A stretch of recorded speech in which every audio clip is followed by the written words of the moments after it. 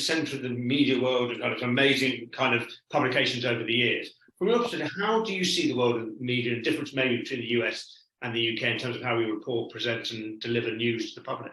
The difference between America and the US? The US and the UK, yes. Well, the UK environment is still much more plural than the US environment. You know, in America, we have the great big monoliths of the New York Times, the Washington Post, the Wall Street Journal.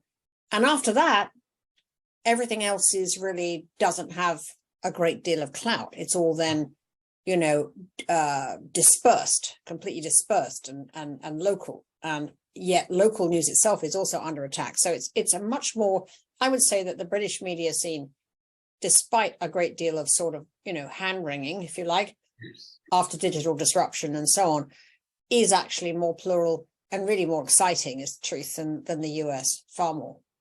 And do you think kind of in terms of the reporting, obviously we read a lot about kind of the polarization in the US of the media. Do we see that? Is that what you're seeing across in the UK, or do you think actually we still report well and the BBC still has a reputation? Well, no, I think the BBC is critical, frankly, to maintaining that, despite the fact it's always constantly under assault.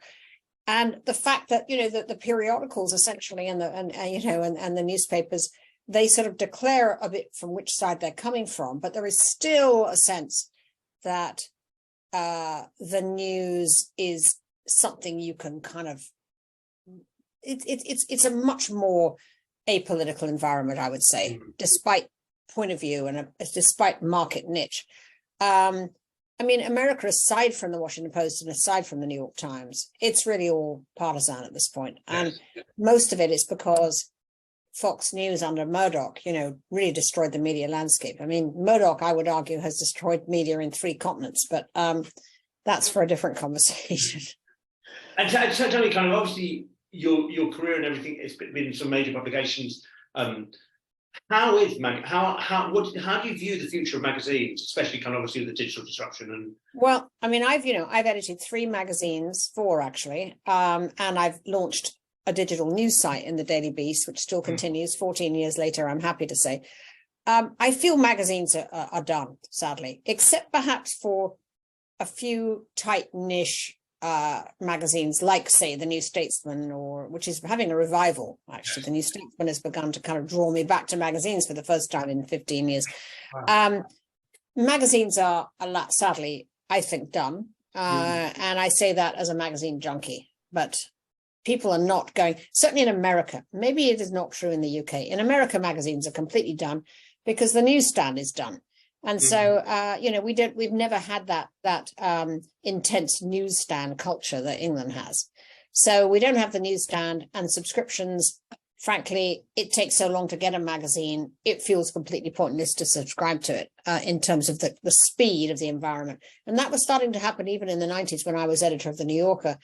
I spent so much time getting that magazine out to people as soon as we published early copies. I spent a fortune on early copy marketing because I needed to capture that zeitgeist when it was still hot, as opposed to waiting for the US mail to get to you and find that everybody had just talked about it without you having a magazine. But therefore, kind of, I don't want to take up too much of your time. So let me just ask one more question. I kind of, everything you indicated to me there was about like speed, and people want stuff immediately. Is at any point do you see kind of us actually taking the time to reflect back on where we are in the world and actually kind of wanting a slower pace? Or is it just going to get quicker and quicker? Well, a lot of people are trying to make a cause out of that. You know, tortoise media's whole philosophy is, you know, the tortoise essentially is like, you know, take a long time to read things. Personally, I don't think that the digital rhythm is in any way sympathetic to slowness. I think books are.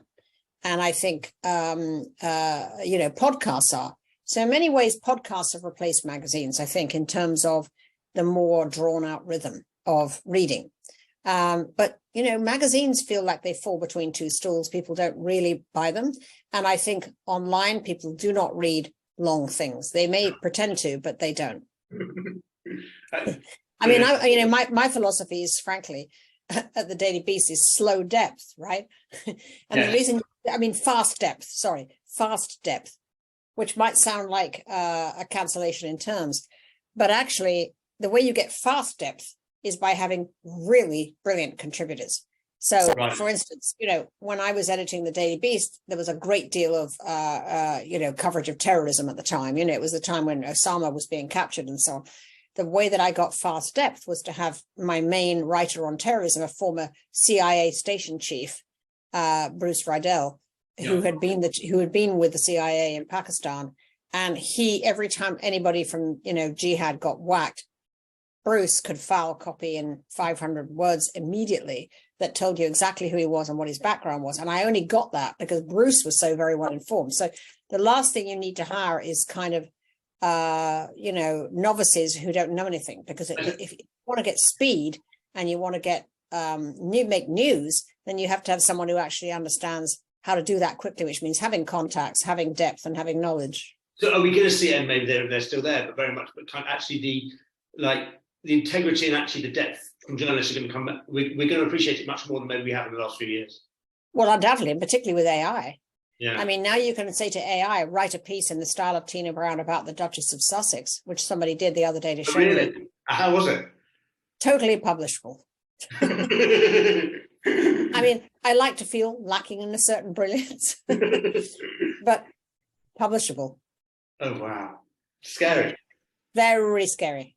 Yeah. No, so actually, brains is going to be at a huge premium. And of course, my big sort of beef is I think that people who write brilliant words should be as valuable as people who write brilliant code. And maybe they will become so in the next few years as AI starts to essentially mow down the mediocre. Fascinating. Tina, I'm not going to take you too long. Thank you so much for your time. Pleasure speaking today. All right, thank you. I look forward to some exciting times in the UK with some great events. I hope so. Bye-bye. Cheers, take care. Bye. Bye.